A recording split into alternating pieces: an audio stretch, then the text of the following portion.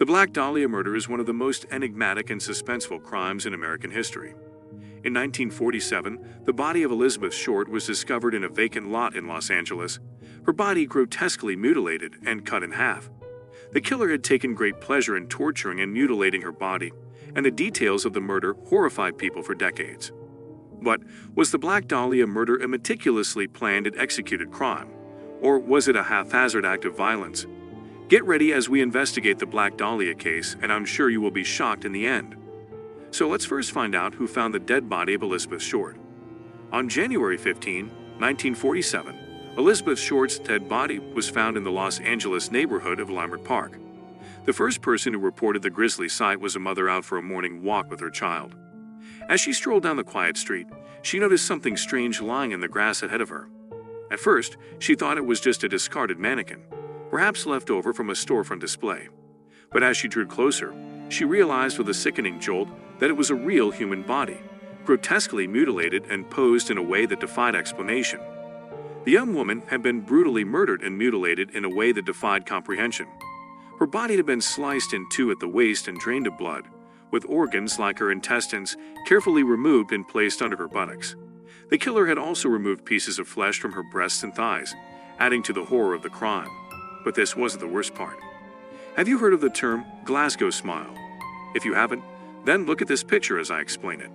The killer had sliced each side of Short's mouth up to her ears, creating a grotesque and permanent grin, as you can see in the picture. This came to be known as the Glasgow smile. After Elizabeth Short's body was discovered in Leimert Park, LAPD detectives searched the area for clues. They discovered a heel print and a cement sack with traces of blood, leading them to believe that the killer had transported the body to the lot. Since the body had been washed clean, they concluded that she must have been killed elsewhere before being dumped there. To help identify the victim, the LAPD reached out to the FBI for assistance. Short's fingerprints were found in the FBI's database because she had applied for a job at the U.S. Army's Camp Cook in 1943 and had been arrested for underage drinking by the Santa Barbara Police Department 7 months later. The FBI also had her mugshot from the arrest, which they provided to the press.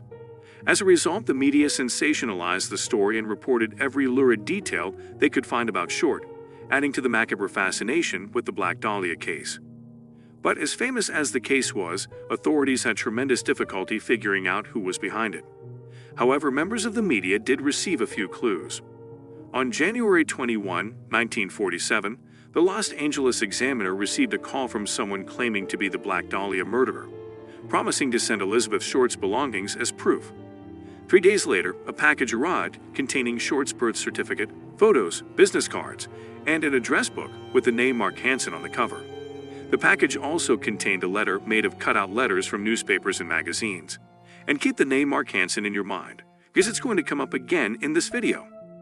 On January 26, another letter arrived, saying that the author would turn himself in on January 29 at a specific location, but he never showed up. Later, the Examiner received another letter from the same person, claiming that the Dahlia killing was justified. All the letters and items sent were wiped clean with gasoline, leaving no fingerprints. The Black Dahlia murder case has remained unsolved for over 70 years, despite the LAPD's efforts to investigate over 150 potential suspects and hear more than 500 confessions. At one point, 750 investigators were assigned to the case, but none of them could explain the gruesome murder of Elizabeth Short. Over time, there have been many theories surrounding the Black Dahlia murder, including the possibility that it was a failed date or that Elizabeth Short had crossed paths with a sinister stranger while walking alone at night. Yet in recent years, some chilling theories have emerged that suggest the truth behind the Black Dahlia murder may be more disturbing than anyone ever thought possible. Think about this. What if you found out that someone you knew was a murderer in the past? Scary, isn't it? But wouldn't it be scarier if that person was your father? That's what happened here. Retired LAPD detective Steve Hodel discovered 2 photos of a woman who looked like Elizabeth Short while going through his father, George Hodel's belongings after he died in 1999. Hodel then began investigating his own father using his police skills, researching newspaper archives, witness interviews, and even FBI files on the Black Dahlia murder. He also enlisted the help of a handwriting expert to compare his father's writing to the writing on notes sent by the alleged killer to the press. Although the results of the analysis were not conclusive, there was a strong possibility that his father's handwriting matched. The Black Dahlia crime scene photos revealed that Elizabeth Short's body had been cut in a way that matched a medical procedure called hemicorporectomy, which was taught in medical schools during the 1930s when Hoddel's father was a doctor. Steve Hodel also discovered a folder of receipts for contracting work on his childhood home in his father's archives at UCLA, including one dated a few days before the murder for a large bag of concrete that matched the one found near Short's body. Despite many of the original police officers involved in the case having passed away, Hodel reconstructed their conversations about the case to aid his investigation. Eventually, Hodel compiled all of his evidence into a 2003 bestseller called Black Dahlia Avenger: The True Story. Los Angeles Times columnist Steve Lopez discovered that George Hodel was one of 6 main suspects in the Black Dahlia murder case after requesting official police files. Hodel's home was bugged in 1950, and the audio revealed a chilling exchange in which he nearly admitted to killing Short and also his own secretary. Despite this evidence, the case remains unsolved. Steve Hodel has continued to investigate his father and has found details linking him to other murders, implicating him as a serial killer. In 2004, Stephen Arcade, head deputy for LA County's District Attorney Office, stated that if George Hodel were still alive, there would be enough evidence to indict him for Short's murder. Do you still remember the name Mark Hansen? Pugh Atwell, a British author, claimed to have solved the Black Dahlia murder case in 2017 with her book, Black Dahlia, Red Rose: The Crime, Corruption, and Cover-Up of America's Greatest Unsolved Murder. She asserted that Leslie Dillon, a bellhop who was briefly considered the primary suspect by police, was the real culprit. Atwell also claimed that Dillon killed Short on the orders of Mark Hansen, a local nightclub and movie theater owner with whom Dillon worked. Atwell argued that there was more to the case than just the killer himself. Mark Hansen, who was briefly considered the prime suspect in the Black Dahlia murder case, was the owner of the address book that was mailed to the Examiner.